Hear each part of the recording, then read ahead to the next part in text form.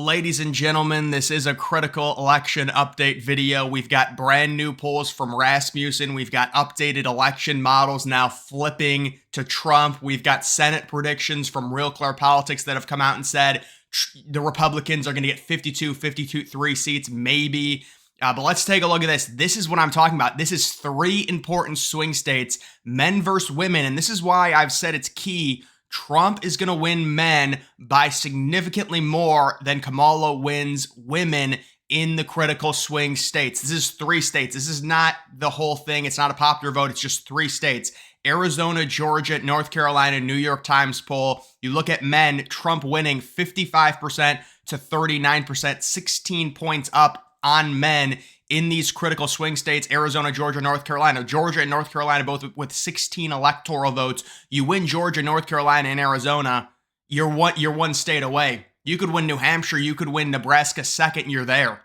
And that's without any of the Rust Belt at that point. And then you take a look at women, Kamala winning them 51 to 45. Not bad at all for Trump. -6 when it comes to women in those three critical swing states, but he's +16 with men. Even though women vote more than men, that's such a sizable difference of 10 points to where Trump's winning men by 16, Kamala's winning women by 6. That's a 10-point difference. It's big, and that is why I think Trump is going to win this. Part of the reason why Trump's going to win this election, because he's going to win men by significantly more than Kamala will win women.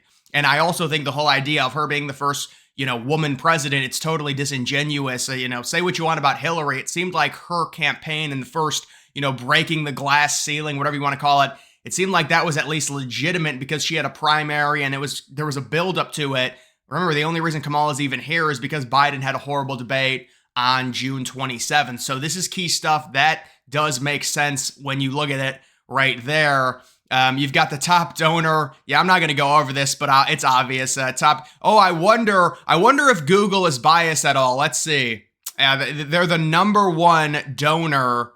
I think this is their employees, right? Their employees donate to Google and Microsoft. They're not rigging the search engines, though. They would never do that. It's a big problem. And hopefully Musk can almost create like his own Google. That would be interesting. New Montana poll, Donald Trump up by 21. Yeah, Montana tester has zero chance of winning the Senate there in Montana. If Trump is winning, the polls in Montana by 21.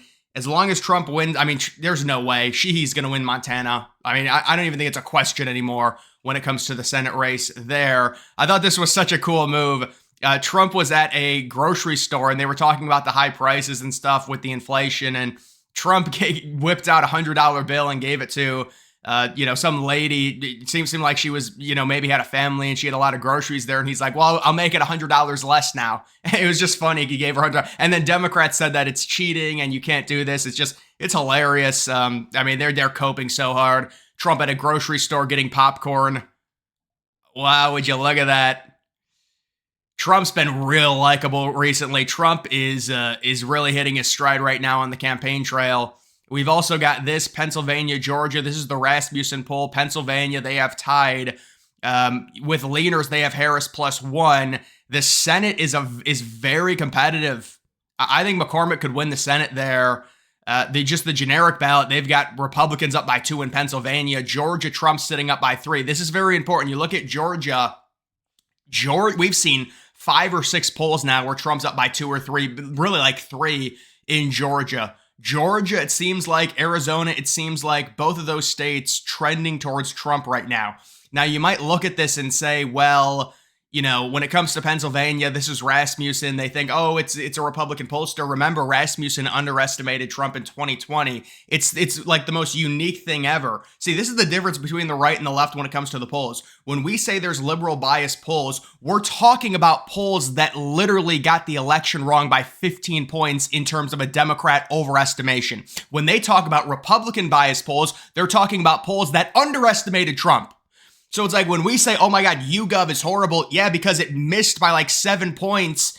It had in all the swing states. You look at Quinnipiac and how bad it was. You look at ABC News and their polls towards the end and their Wisconsin poll missing by 16 points. That's what we mean when we mean biased liberal polls. And then they say, oh, Rasmussen is so Republican biased. How it underestimated Trump? How? Listen, you can say what you want. The people at Rasmussen, they might be Republican. How is the poll itself biased for Republicans when it underestimated Trump in 2020? That makes absolutely no sense. It's like them saying Fox News, oh, because it's Fox News, it's a biased poll for Trump. No, Fox News routinely underestimated Trump in 2020 and 2016, especially 2020.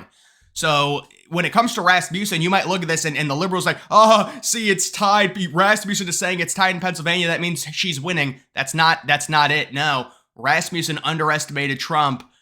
So this is not bad polling for Trump when it comes to Rasmussen.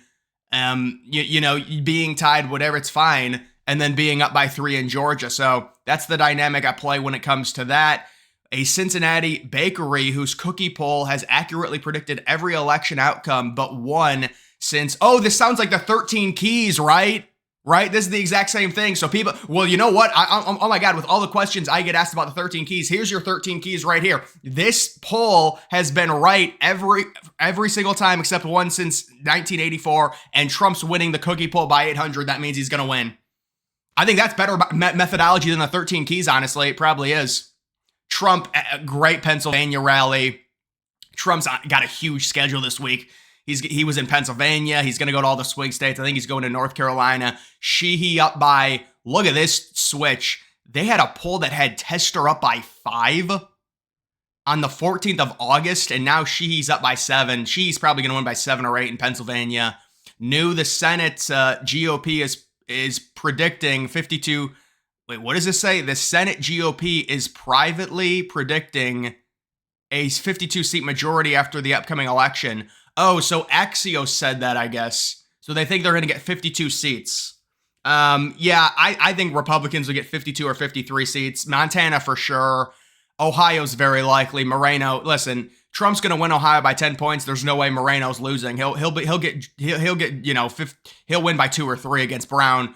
I think Pennsylvania's in play for McCormick. That could be potentially 53. Obviously, West Virginia's the guarantee, but I think Montana and Ohio are pretty much locks at this point. And then you'd be looking at potentially a Pennsylvania, Trump possibly winning Arizona by 3.5, 4. Maybe Kerry Lake wins it by a point. You're potentially looking at 53, 54. I think 52 is basically a guaranteed because Montana is going to happen in Ohio. I think it's like a 90% chance. Montana is like a 99% chance in terms of those Senate races. Kamala Harris's internal Pennsylvania polling has her down by 4 to Trump. So yeah, and we've heard that her internal polls, and even CNN has come out and Jake Tapper have said her internal numbers are a lot worse than the polls that are being reported. And that's part of the reason why their campaign strategy doesn't reflect public polling. Because liberals are trying to tell everyone she's winning.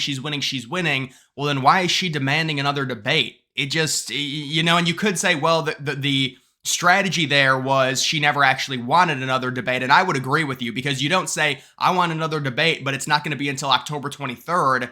And the way the election is now to where, a lot of Democrats, they vote early. So it's like, what's the point of doing if you wanted another debate and you wanted to be actually honest about it, you would try and schedule the debate for very early October or even this week.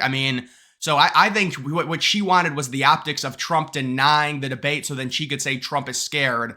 But still, it's like what they're doing and where they're going in terms of, I remember a few weeks ago, they were in New Hampshire. Now there's rumblings that maybe Maine at large, New Hampshire. Obviously, we've heard with Virginia, the early voting potentially also at play. This is pretty crazy, and Trump is expanding his math. Imagine he takes New Hampshire, that's 4 more electoral votes. You take New Hampshire and Virginia, that's 17 electoral votes. You don't even need Pennsylvania. You don't even need Michigan. You don't even need any of the Rust Belt. So Trump is expanding his math here, and we've gotten very good polling time and time again for Trump. You can see Rasmussen coming out. The Pennsylvania poll was tied. They've got Trump +2 in Arizona, which is the exact same as on August 17th. And then you do have Trump +3 in Georgia.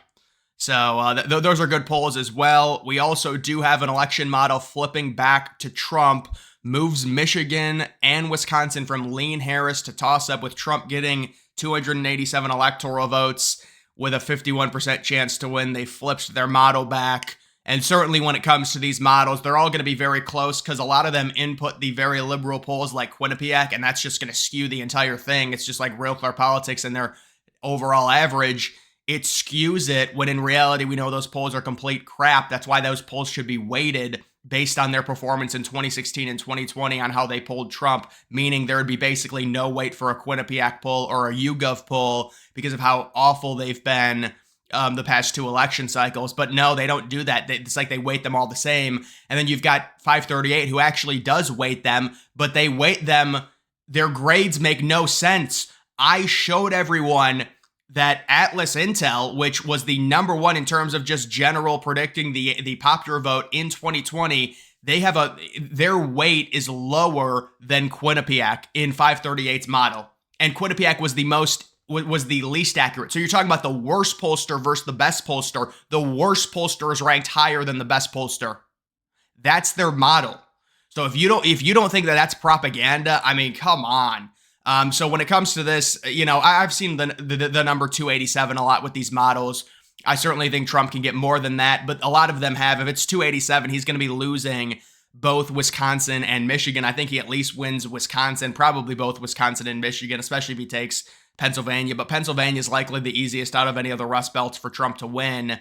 And then also taking both Arizona and Nevada, with Arizona being slightly easier to win than Nevada. I've seen that basically when you look at all the polls combined, it does seem like Arizona is probably a 3 or 4 point lead right now for Trump. Nevada is about a point, maybe a point and a half. There's been a lot of polls out of Nevada that have it tied. But either way, things are looking very, very good for Trump. The polling updates, all the swing states. We got the New York Times polls that came out. The New York Times polls, this stuff was not happening in 2020. It was not happening in 2016, where Trump would lead by 4 or 5 points in these swing states, which is what we've seen from a lot of these liberal pollsters recently, like the New York Times. And this is certainly different. But either way, guys, that is going to do it for this video. Make sure you follow me on X. Link to that's always in the description.